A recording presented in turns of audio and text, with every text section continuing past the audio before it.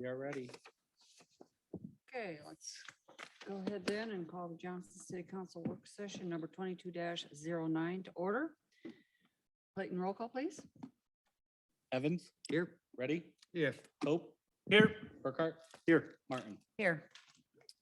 First item on the agenda this evening is a review and discussion of the Johnson Commons restroom shelter facility.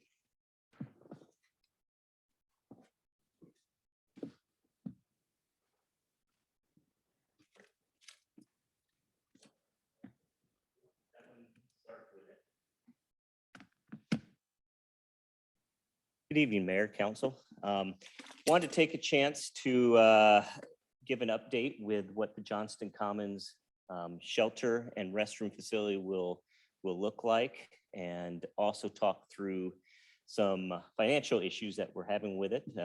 But first of all, starting with the actual design concept. The facility will have an open air picnic area. You can kind of see it. Do we have a handheld mic that I can use?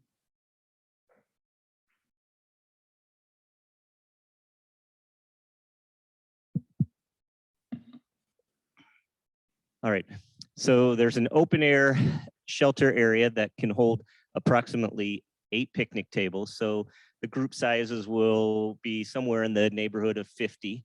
The back part of it would be the restroom area. There'd be 2 normal size restrooms that are unisex, so it's not male, female. And then there would be a larger one that would also have a adult changing table in it. So these restrooms would be a little bit nicer than a industrial restroom that you usually see in park settings. Back. But still would be strong enough to withstand vandalism. A lot of the interior parts of it are intended to be vandal proof. You can see the dimensions of the exterior of the building. To give you an idea, this facility would be adjacent and run parallel with the lake out there. So it would overlook, to the right, it would overlook the lake. To the left, it would overlook the playground area. Has a couple of different purposes for the location. Obviously, the location adjacent to the lake gives a nice aesthetic view of the lake in that, but it also gives a little bit of a border for those kids playing on the playground that it creates kind of a mini barrier between the kids and the pond itself. So would you switch over to the cost opinion? Thank you. So when we started looking at the shelter, which was really about 4 years ago, obviously we started looking at what the facility itself was going to be.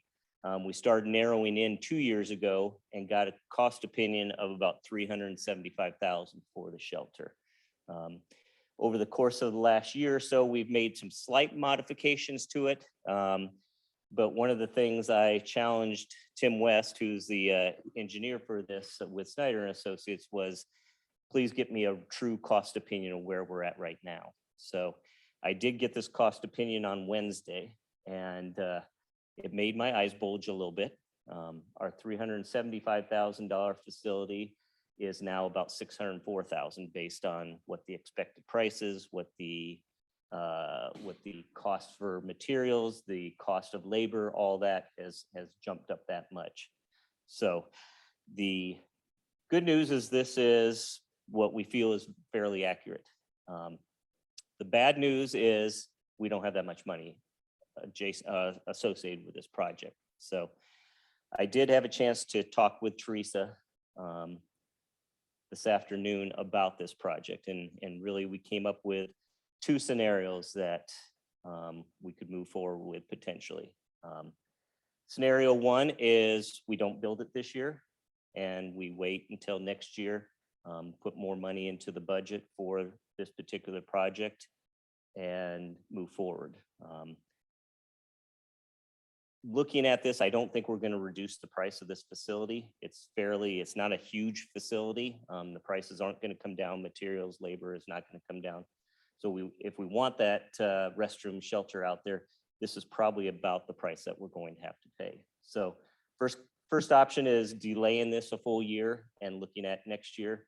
The second option that we came up with is there are funds that have been set aside for the Ignite Public Park. Right now, it appears that any chances of bidding out that particular project will occur this fall.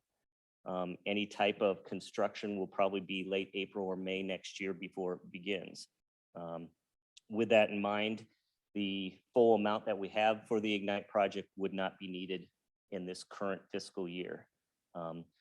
In that case scenario, we would just budget more money for the Ignite project coming in for next year to be able to make sure that that project isn't impacted for it. So those are kind of the two case scenarios with this project. I know neither one is what anyone wanted to hear or see tonight. It certainly caught me off guard a little bit this past week, but it's kind of the world that we live in right now, is that prices are just jumping almost exponentially right now. And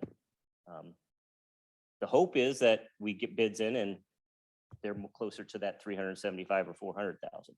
I wouldn't count on it. So I wanted to give the council a more real look at what the feel for a cost opinion is right now for this type of project before we move forward. On the consent agenda is the opportunity to order construction instead of public hearing tonight. Obviously, if it's the wishes of the council, we can take that off the agenda. John, could you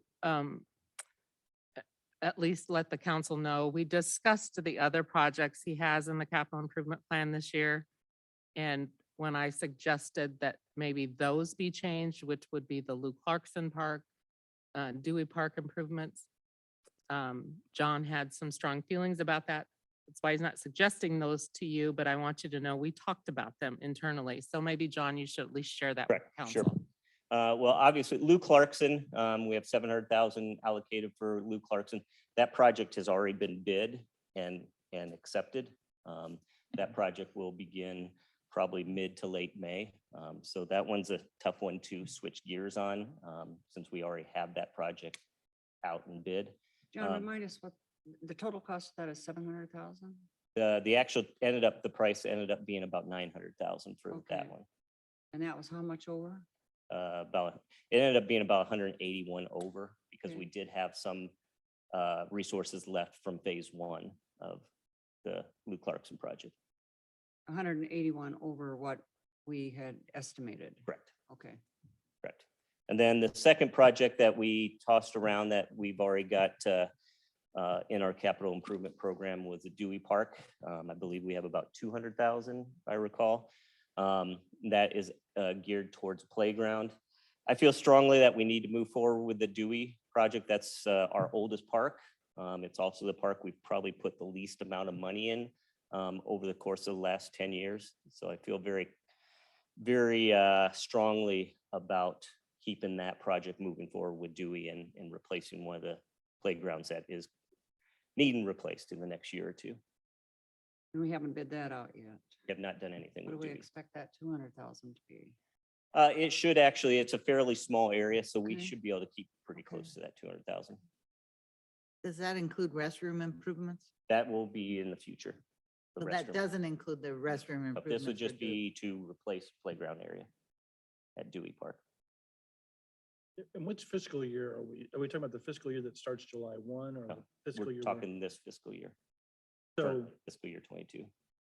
and so is there any opportunity to maybe look for money in the next fiscal year's budget to help to, so how we sometimes do like 300,000 in this fiscal year, 300,000 in next fiscal year, but it's in the same calendar year?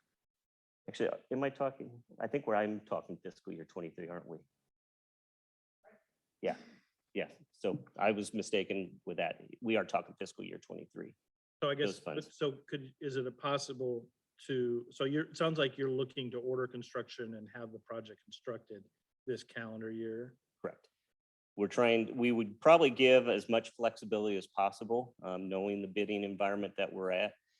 We would not have the construction have to be complete by the end of November, but give them through the spring next year to give a little bit more flexibility. But that's all within the same fiscal year. So you couldn't, like we've done like with some other projects where you kind of, What, This would- what he was suggesting, Councilman Cope, however, is that in the borrowing that we're having in 2 weeks, in that is $600,000 for the public park down in the Ignite facility. And right. what he was telling me today and saying is that that probably really won't get constructed until next year, calendar and And fiscal. and okay. fiscal. Or towards the end of this fiscal year, we could push it off. There is additional funds in FY '24 in the CIP for both the Ignite Public Park and Dewey Park improvements. So either way, we could use some of the money for either one of those projects in this fiscal year, but we'd have to increase it in the FY '24 CIP fiscal year to do those projects. Yeah, I mean, I guess from my standpoint, if, you know, given kind of where we are with the Ignite project and the likelihood that we would, that you could, I mean, it seems like to me, you could push the Ignite construction to not start until July 1 of 2023. Or you could, I mean. We could probably start, if we borrowed 300 of the 600,000, we could probably so- start Right, right. So you in can the take first part part of of that, May right, right, and right. not allocate or not use. Right. I full think that amount. that's a way, that seems to be pretty manageable. It lets you get this project done and not hinder anything else, so. I might have a slightly different view than Councilman Cope. I don't know that budgets are gonna get better for us. I have to deal with budgets up at Iowa State, and there's wants and then there's needs. And I would like the projects that we are currently, I mean, I think Dewey Park drastically needs some help, especially the restrooms. And when we talk about this new park at Johnston Commons, it's a beautiful playground. It does have restrooms in the library. We could provide some picnic tables. My thoughts are, I'm afraid we might get spread thin, and budgets and construction estimates are gonna go the wrong direction for us for a little bit. So my thoughts are putting the restroom on the shelf, basically. And I would push back on that. I really think we need more public restrooms at our parks. And the problem I agree that there are restrooms in the library, but the library isn't open all the time. And so you're restricted to the library hours. I guess for the Ignite project, I think, first of all, this is a hard discussion to have without having the full park CIP in front of us. So I think having the discussion that Councilperson Martin would like to have, and I think we could have a more robust discussion if we had the full CIP in front of us for parks for 23 and 24, and then we could sort of figure out how to move it around. I do agree. I think you're right that, you know, a project that you thought was going to cost 500,000 is probably going to cost 600 or 700,000. And so we're probably going to have to figure out how to move that stuff around. I just think that the Ignite, I think the question is, do you need, was it 500 or 600,000? 600,000 for fiscal year '23. Yeah, for fiscal years for Ignite, are we going to allocate in fiscal year '23 $600,000? And I think the question is almost assuredly no. And so to me, I think it's perfectly appropriate to take 300,000 from that and reallocate it to this project. I'm a strong believer in the need for for bathrooms at public parks. I think where our public parks, where we do not have bathrooms, it's a real shortcoming. So to me, especially tying in the lake and all those different things there. So I think we need to have good restroom facilities. To me, that's as important as the picnic part of it. So I would like to see the restrooms done there. And I think that we can move that away from the Ignite. You're not hurting the Dewey Park project. That's still allowed to move forward. And so that's why, to me, I think that's a pretty easy shift to make. The other component, I should have mentioned this as we started the conversation, that drew me to Ignite is based on the project itself and the Ignite facility and bombers and everything around it. It does lend towards a much easier grant opportunity. We've already turned in an intent to apply for a community and attraction and tourism grant. We'll be touching base with Polk County.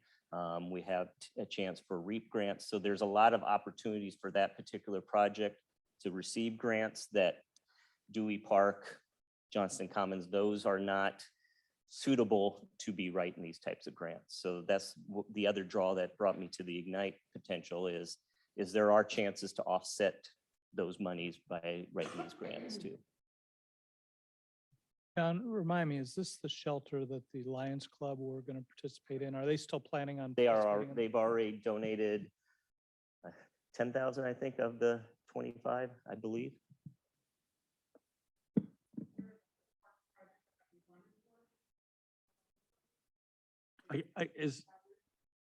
Yeah, I can't read this from the screen here. So I can't find it on board docs either, so In the library. I looked in the library and I couldn't find it. I looked in current budget documents and I can't find CIP.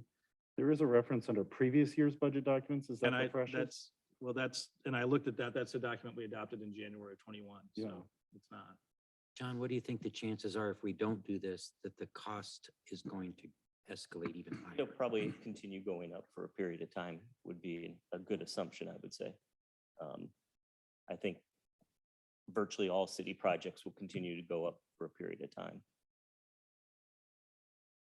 It's also one of the reasons why we're trying to be as flexible with this project. We know the bidding climate's not the best right now, but we also want to get our foot in the door. So the materials that we would be sending out to potential bidders would allow for the project to stretch into the spring, which should give us a little bit more flexibility with the bidding. I think the other thing to consider about whether or not we need restrooms at this particular park sooner rather than later is that we just put the fully accessible playground equipment there at that location. It's the only place in our community where we have that kind of equipment available. And so we're wanting to encourage families with children who need to use that kind of equipment to utilize that equipment. We've got the basketball court there. You know, it provides some entertainment, some recreation for kids who don't otherwise have another place easily to go to, engage in basketball activities. And then just, you always see people out there practicing soccer and everything else. And so, we've created, a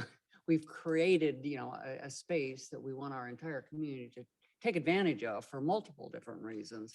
And to not have restrooms there, I think, we're going to hear from our community if we don't put them there. It needs to have restrooms there. It's definitely quickly becoming one of the highest used parks Absolutely. in Johnston.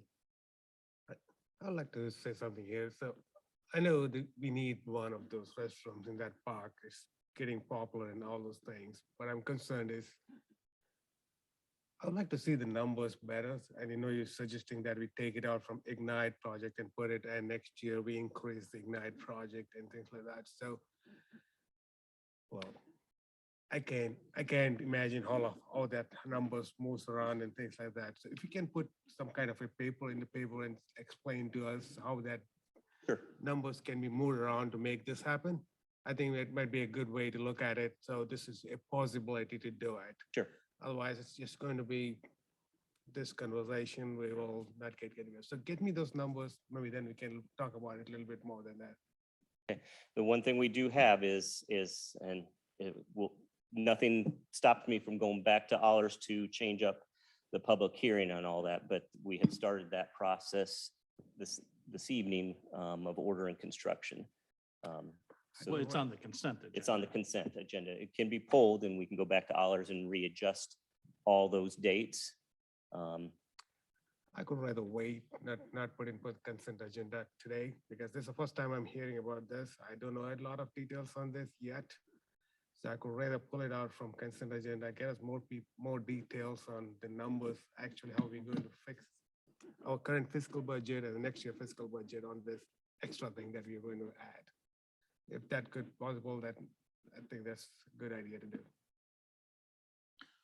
So one explanation is if we took 300,000 and we have 330,000 in the account right now, because this project was actually bonded for, I think, last year. So we have, Teresa and I checked out to see what was in the specific fund for Johnston Commons. There's 330,000 available. So you're already saying there's 330,000 available for this Correct. particular project, and you're looking for, let's, If we pulled 300,000 from Ignite, we would be able to then bump up Ignite that 300,000. so the Ignite project, 300,000, when will they need it? Until next year sometime? They won't need it until probably at the very earliest, I would say April to May next year. And we would not utilize that full 300,000 that quickly in next year's fiscal year. John, when are we wanting to bid on this? The bid, I've been gone for the last basically week and a half. I believe the bid is, I don't have a calendar in front of me. It would be probably the Thursday or Tuesday before Memorial Day would be when the bid letting is, so when we open bids. And the public hearing would be the first week or first council So meeting. in that's June. all been set. It's all been, it hasn't been set yet by the council. That's been set working through allers and It's getting all the details out. items O on our consent agenda. Yeah. So. Yes, council has not set anything with this project yet. It's just kind of lined up. So, But that's how the schedule has been laid out. correct. And it's not that difficult to change that schedule. We would just go back through and reestablish what those key dates are for order and construction and when the public hearing is. Nothing has been released to contractors or anything like that at this point. So can you show us that this document you have pulled up that Yep. I would have to have, no, I don't think any of us can see. Okay, well, and I apologize. First of all, we'll get it put on. Is this on? We'll get it put on. Okay, we'll get it put on the library so it's a little easier for you to get to, but this is in your library. And it's under the 22-23 adopted city budget. There was a tab that said that. Page 38. If you open up that budget tab, then there was like two little bookmark things, I would call them. Hit the second one and it opens it up further. Can you see what Clayton's pointing to? There. Then it opens up further. And then the last section of that's the complete budget for everything, all the different sections of the budget. And the very last section 5 down there is the capital improvement plan that you adopted. But so it's on there, but I will make it so it's certainly easier for you to get to. It is on our website very easily under finance. Last year, the one we're in right now, and next year's. But you should be able to get to this page then and maybe see it. Is that working, Councilman Cope? Yeah, but see, so it's pulled up. So I see 22, 23. Where is the funding for this project? Already borrowed for the Johnston Commons project. Right, but it's not, the Johnston Commons. Well, depending on where, if this page is the projects by department. Yep. So there's other ones that are projects by, or funding projects, but you'll see his Johnston Commons project. Already been borrowed for that. Was in That's- 21, 22. That one starts next fiscal year. You don't have the current fiscal year that we've already borrowed for. Oh, well, I probably do, but this is what's out there in the future then. Yeah. I apologize, John. I see what you're saying.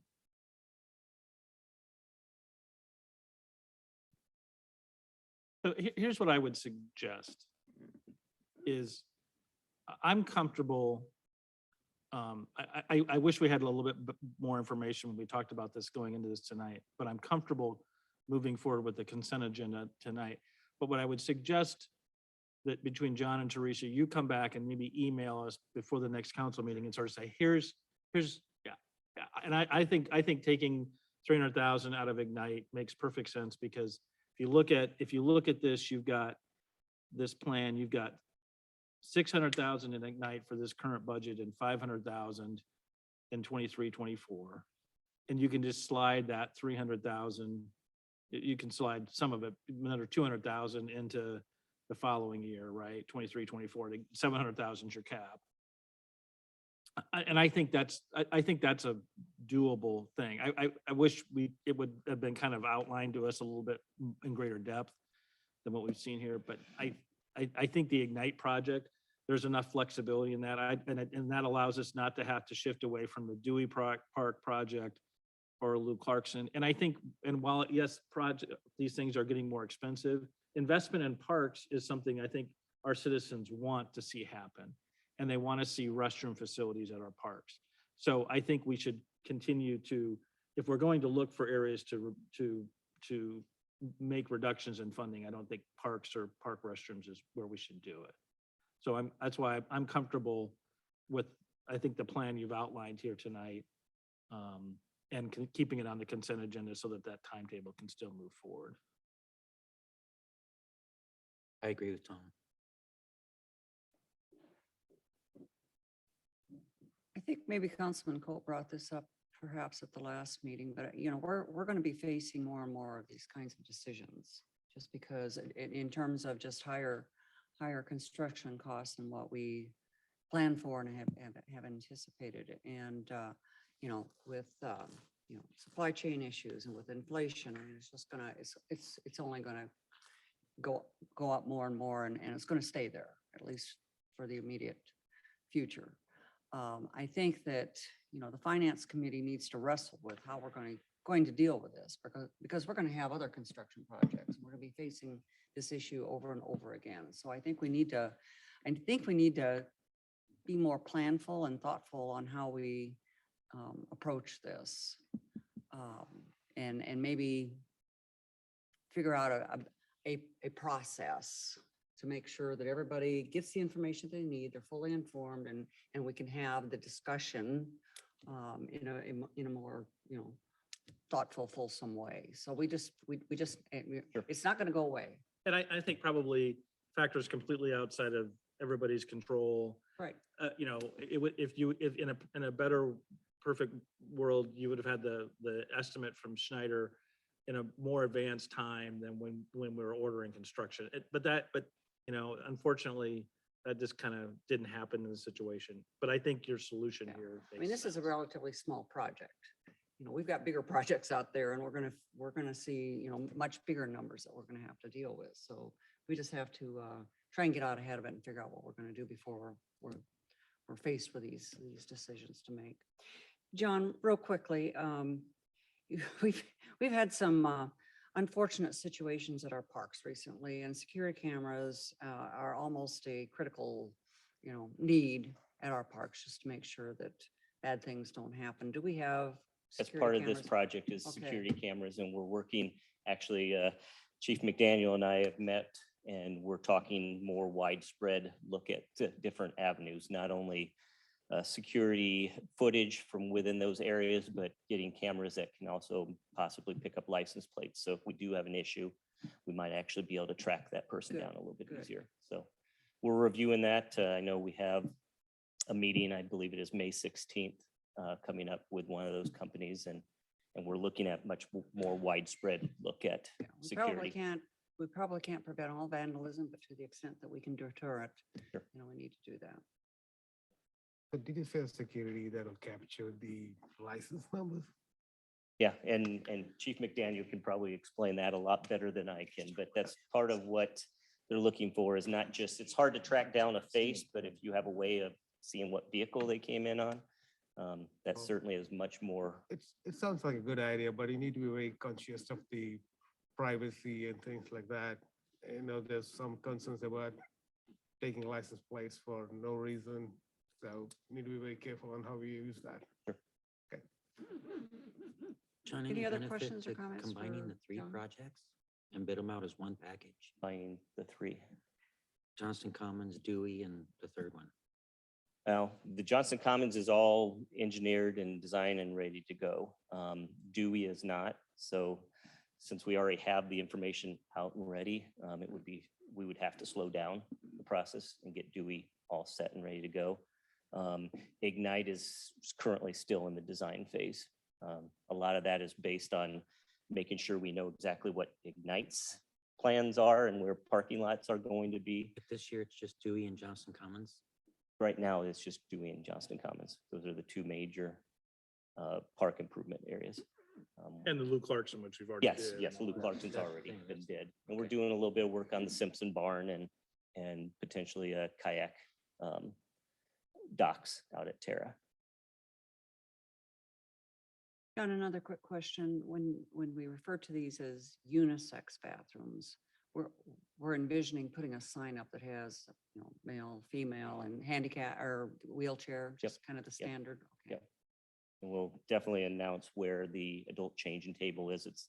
Obviously, it's going to be a much larger facility, but more and more of these park restrooms around the metro and everywhere are going to this type of a restroom facility. Are there smaller children changing tables than in the other? No, just the one large one in there, which can be adult or Okay, child okay. changing. But we have to beef up the walls. It has to be able to hold up to, I believe 300 is the standard weight for it. So it certainly changes up the dynamics yeah. of the restroom walls when we put those in. Any other questions for John? Okay. Thank you, John. Thank you. Thanks, Joe. We have 3 more items to cover, council. The next one is the fire department presentation on staffing needs.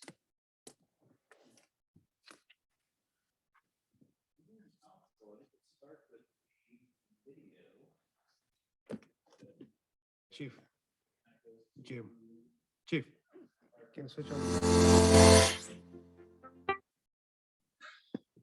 Yes, we'll start with a video that goes through our fire department staffing.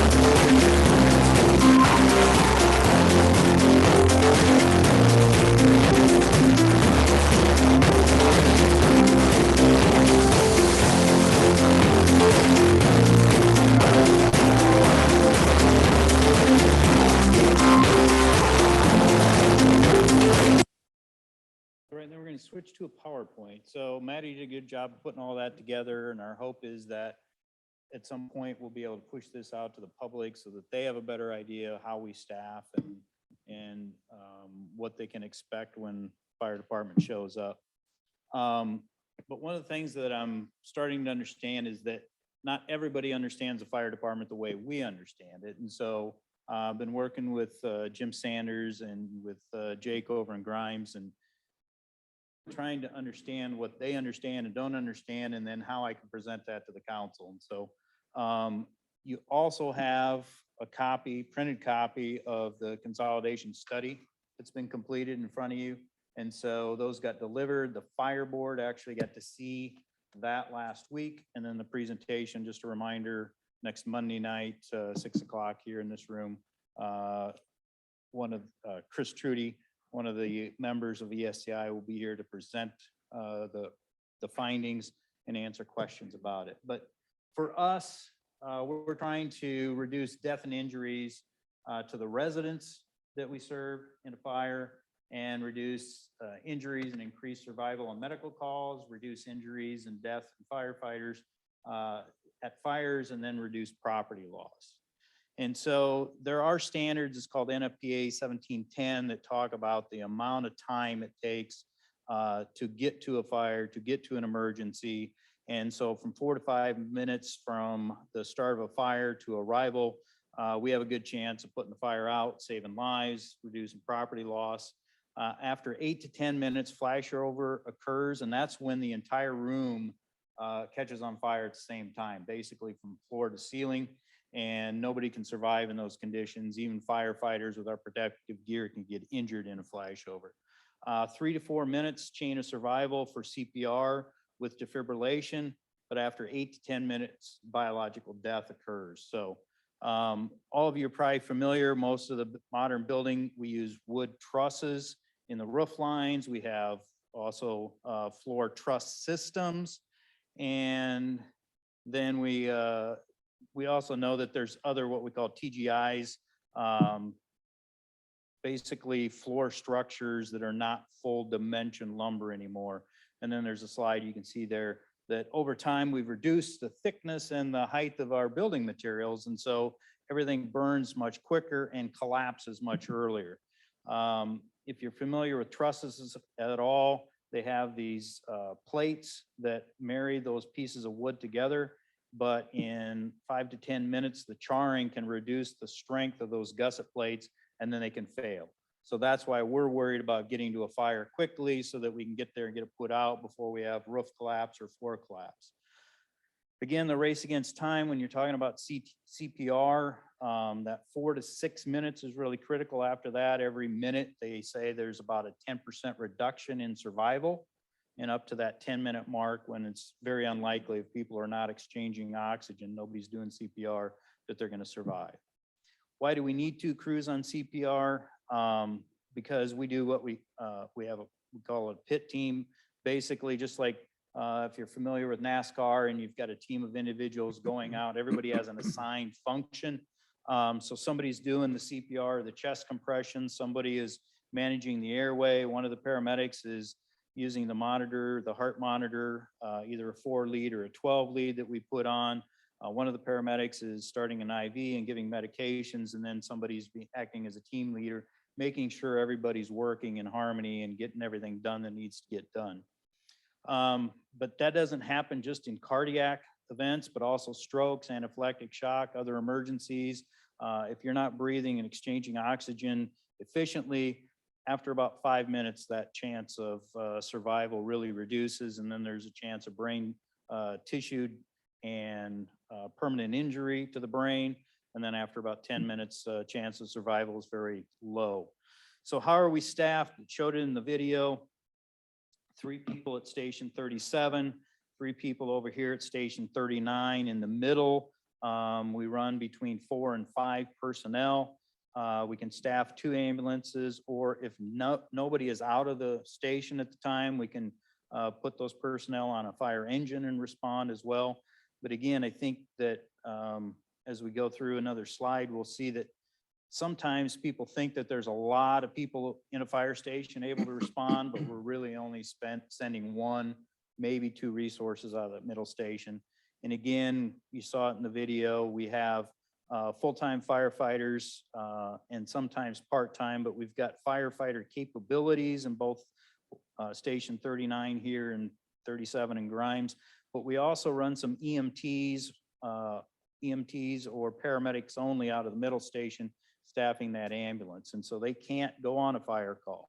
So again, sometimes it looks like, you know, we've got all these resources. You drive by the station, the bays are open and there's all those vehicles there. But the reality is, this is what you get. Most of the time you get one resource coming out of that station. So we also did some maps with the travel times projected. And again, when you look at the dark color here, like the red, that's Station 37. And the darker color is a 4-minute travel time. And then the outline is 6-minute travel time. So when we talk about how long it takes to get there, you got to realize that it takes at least a minute for the call processing to happen from when you call 911, they pick up the phone, they take your information, they dispatch us, and then there's another minute before we get the call and get out the door and start heading towards the emergency. And so it looks really good that we've got good coverage. So those are our 3 stations on the top, the Urbandale stations on the bottom. But as we scroll through these slides, you see what happens when Station 37 goes out on a call with that only one resource. There's a lot of that area that is not covered by a decent response time from one of the other stations. Here's 38 out on a call. Here's the station up the street out on a call. And even Urbandale and the other stations are not going to get there. And we can scroll through these fairly quickly and then stop at the last one. So here's what happens when stations 37 and 38. So a lot of times we have both ambulances out transporting patients. And then there's a lot of our district that's void or vacant. So again, and it would be just flipped if Station 39 and the 2 ambulances were out. Takes a long time for somebody else to get here. And there was also a reference in the video. So one of the things a lot of times people that work a normal 40-hour job don't realize is that, you know, not going to a call or not staffing adequately is not an option for us. I mean, it's not like you can let the grass get a little bit longer because it rained and go out the next day.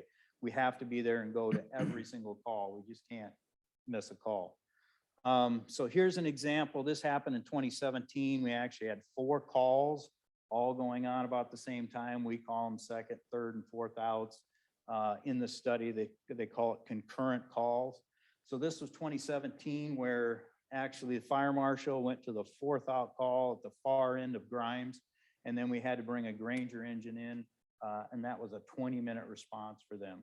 Had that house actually been in fire, you know, we would have lost the entire house.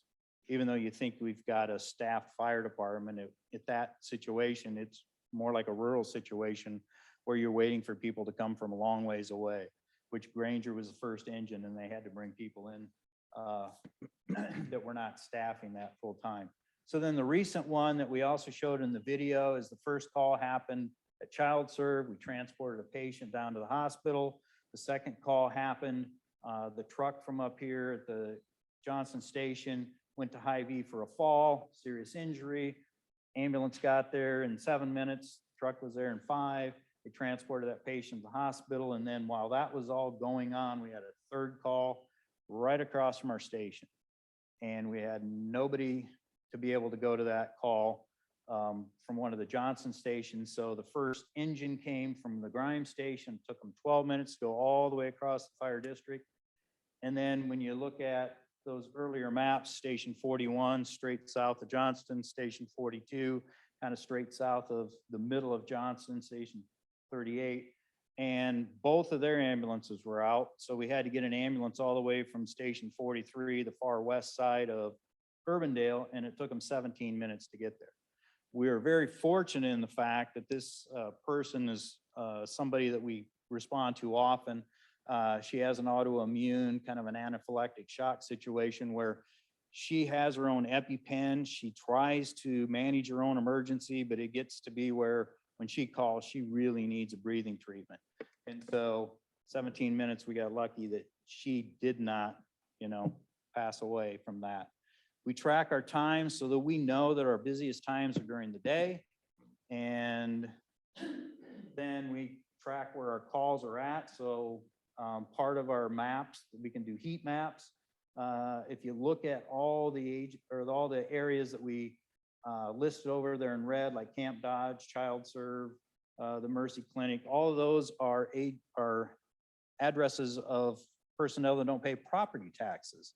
So we know that we're going to places that aren't actually paying property taxes, going into the general fund to help fund us. You can go to the next one. We also do the same for Grimes. They have less that are not paying property tax. And then we know that we've got an increasing number of calls. Our calls went up 17% last year. It may be an anomaly because we were down the year before. The trends show, we don't know how much we're going to continue to go up. So that's why there's the 3 lines, depending on the total number of calls, the second out, when we've got 2 calls going on at the same time and third going on at the same time. And then the next slide talks about those standards we talked about in the beginning. So 4-minute or less travel time for an engine company to get to a fire incident, 8 minutes or less for what we call initial full deployment or full alarm, which we don't have enough resources with all 3 of our stations being staffed at the same time to meet the national standard for everybody being there to fire. So we count on our mutual aid partners, which most of them are going to be outside that 8-minute travel time. 10-minute travel time for a full assignment for a high rise, which we don't have any in Johnston. And then 4-minute travel time for first unit arriving, could be an engine, could be an ambulance for a medical call. And then 8 minutes or less for ALS transport unit. So anyway, we're trying to meet those standards. Minute and, or excuse me, 80 seconds for a fire, and that's the time from when the gong goes off in the station for us to go out the door. They give us a minute for medical calls, the extra 20 seconds to put on fire gear when we're going to a fire. And then they have all kinds of standards for how many people we need. We can go to the next slide. And then this is how we fill those standards and what it requires for everybody to be on scene to be able to do. Here's how we meet it with our mutual aid partners. And again, all this is on board docs, so you can go through and I'd be happy to answer any questions, but I don't want to take up all your time tonight. And then during the study, they included this slide that just kind of talks about that. Start of the emergency, somebody calls 911, gets answered, and how all that works, and then how that timeline actually works from beginning to end. And then they require by the national standards that we use a 90th percentile. They know that there's going to be times when we're not going to meet that standard 100% of the time. So they use 90 as a standard. If you go to the next slide, we know we've got some problems with their data. We're trying to figure out where that is. We know that we get times from the CAD, the computer aided dispatch. We get those times that goes into our software, and somewhere in that interface, we're having some issues with times not coming across correctly, where we've got engines and ambulances getting the same time, but that isn't what actually happened on scene, where they arrive or they get dispatched at the same, they get dispatched at the same time, but they don't always arrive at the same time. So we're trying to work on cleaning that up. We rely on part-time staffing, but again, they're only really efficient if we can get the right mix. We tend to hire anywhere from 5 to 10 every year, and then we lose some through attrition. They either get hired full-time somewhere else, or they take another job. And so it costs about $8,000 to $10,000 by the time we bring them in. We train them because we pay overtime for people to come in. We don't have a dedicated training officer on 40 hours that can do that type of academy. So we've got captains and lieutenants and firefighters coming in on overtime to train them. We have to pay them once we put them on the payroll. So they go through that. We have about 45 to 57 hours average per day to fill with either part-time staff or overtime. And they can't fill all the roles because we got some EMS only, and we have some that aren't drivers. They can't drive the fire apparatus. They can drive an ambulance, but not a fire apparatus. So we have these puzzle pieces that we're trying to fit in to fill all of our needs. And sometimes we have to use full-time firefighters on overtime because the part-timers can't fill all those roles. So again, we're looking to try to hire some more, but that's what it is. our staffing, it looks like when we start the beginning of a month, oh, well, we should have all these people that put availability. And it might be a little hard to see. This is an online program we use, but the orange boxes over there, this is an example from January 3rd. It looks like we've got some people that put their availability in. They put it in by the 18th of the month before the next month. And then we set the schedule on the 25th. So this is January 3rd, and if you look over one in the blue column there, Station 38, we've got a red box that shows that somebody's on mandatory overtime, full timer. We had to pay them double time to come in because we called these people that said they were available and they were already had other plans change. And then somebody at 39. So we had two people on mandatory overtime, and you think, well, this is the beginning of the month, our schedule, we should have some more flexibility. But when you start thinking about the dates going backwards, 9 days before January 3rd, we set the schedule and said, hey, we're good. This is how the schedule looks for the rest of the month. And 15 days before January 3rd, they put their availability in. So it's kind of like the rest of us working a 40-hour week. On Monday, we might not think we got plans for the weekend, but by Friday, we may have our weekend filled. Well, this is anywhere from 9 to 15 days. And then as the month goes on, it only gets worse with people taking, especially a lot of our part-timers work multiple departments. They're looking to get a full-time job somewhere. So they're getting their foot in the door in 2 or 3 different departments, and they're just not there. So what happens is if we don't have very many hours, but we've got a lot of part-time people on our roster, or excuse me, if we were heavy on hours with the teeter-totter effect, if we're very heavy on hours and we don't have enough part-time people, then we end up spending a lot of money on overtime. If we have the right mix and the right number of part-time people and fill all the hours, then we're pretty good. But that doesn't last very long. And sometimes it's only a few days during the month. And if we're very light on hours very light on hours, and we got all these part-time people, then they're not going to stick around if they can't get consistent pay, because a lot of times this is the only job they've got. And so then they're going to leave and go to another department where they can get more consistent hours. We've been over in our overtime the last 3 years, both on the Johnson side, the Grimes side. We've had some relief in the fact that, like, if we have somebody deployed in the military after so many days, then we don't pay them. And so we have some of that money freed up in the budget. But it's getting to the point in this last year, I asked to increase my overtime, part-time budget because we're keep going over and over every year. So our staffing goals is that we'd like to have a staffed engine or truck company and a staffed ambulance in every station. So when we go back to those maps, it looks like we've got good coverage until one call comes in and they're out the door. Whereas if we had 2 resources in every station, if the ambulance is on a medical call, which we figure is about 1 hour by the time they go to the call, they pick up the patient, go to the hospital, transfer them, and get back in service. If they were on a medical call, we'd still have an engine with ALS capabilities to cover any of those 3 districts. But right now, we're really void in those areas when we've got 1 call going on and then somebody has to come all the way across town to cover it. We're also asking for a 40-hour training officer and EMS officer. That was in our 2-year budget. So for next year, that's going to come before you again. And then eventually 3 duty officers that would answer out of the middle station, but that's going to require 3 more. That'll put us on par with like Ankeny and Urbandale that each have 3 stations, but they have multiple resources in those stations. So engine and ambulance. And then I've got a staffing plan here that shows kind of like what we were talking about up there. Currently, we've got a part-time person 24 hours a day in the middle station. EMS, could be fire, could be a paramedic, could be an EMT, but we have to have at least that minimum number there. This last year, I asked for 3 full-time people, 2 on the Johnson side, 1 on the Grimes side. We got 1 authorized on the Johnson side, but the step 1 is then you replace that 24-hour part-time position with a full-time firefighter.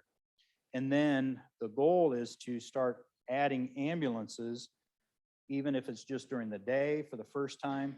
We do 12 hours during the day. You take that same 24-hour part-time salary, and you convert it to two 12-hour part-time people staffing an ambulance during the day, which is when we're the busiest. The next step would be to add another 3 firefighters, 1 on each shift, and then staff an ambulance with 1 full-time and 1 part-time person, 24 hours a day. And then that's where you go to, the next step would be to add that 12-hour-a-day ambulance in the 3rd station. And then again, the next step, 1 full-time, 1 part-time, till we get to where we have all full-time people with 5 in each station, being able to move between the engine and the ambulance and staff in either one.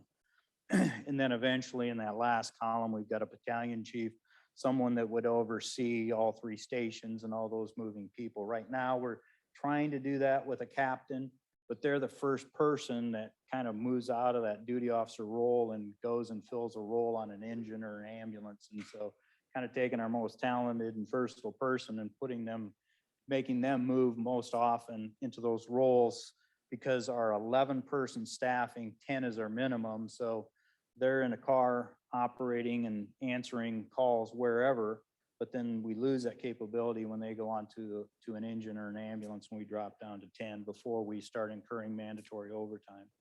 So anyway, I just wanted to present that. And then my goal would be is if you've got questions, you know, we can set up another time, get with you, try to explain, you know, this in more depth. But before we start down the process of more budget discussions and personnel and everything in the future, I wanted to kind of give a broad overview and then give you tools to ask questions more specific about how certain things work within the fire department. And I know it's weird when you go from, most people know a 40-hour job. If somebody's gone, somebody else either picks up the slack or it stays until the next week when they come back from vacation. But for 24-hour staffing like police and fire, it's really hard when you say, oh, well, we're going to add 1 person. Well, but that's 3 to cover all 3 shifts. And then for us, the minimum is an ambulance. Well, that's 6 people as a minimum. But my goal is to keep using part-time as long as we can get the part-time, and then start increasing staffing during the day, then maybe 24 hours, and then add the 3rd ambulance again during the day, and then eventually move that to 24 hours. So.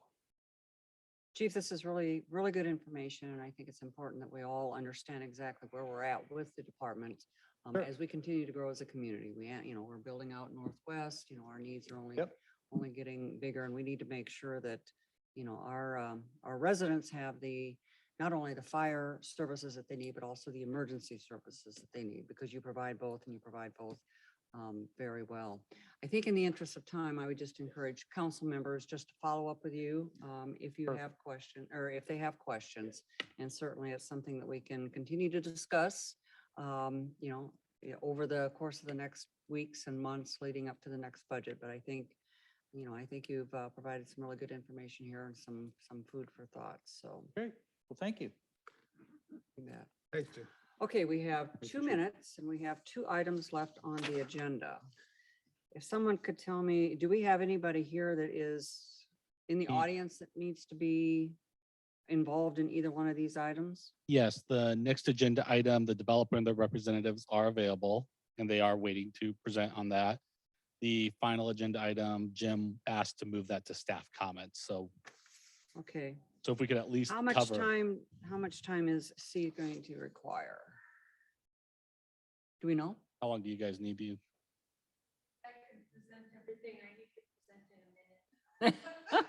How much time do you need? You want That to move it takes to us way public beyond the comments, Start time. public communication? Yeah, we could do it under public communication if that would, can you wait 10 minutes? Can you wait 10 more minutes? Can we do it at the next work session? Is it time sensitive? I mean, if you'd rather wait to the next work session, or we can do it under public communications in about 10 minutes. Which, Well, we have the supplier is on Zoom and was expecting to present 6 o'clock, and he had a baseball practice going on tonight, so he's probably no longer available. I don't know. He just raised his hand. okay, let's see what he has to say. I feel like it would be rough in general. Jake, I just allowed you to speak.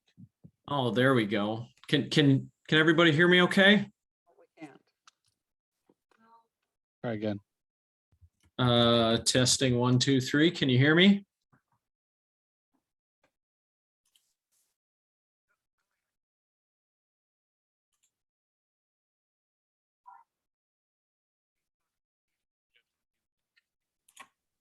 Can you guys hear me?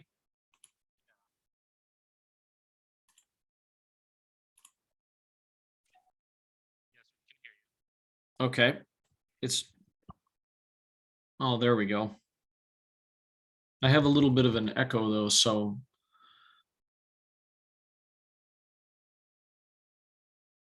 Hmm.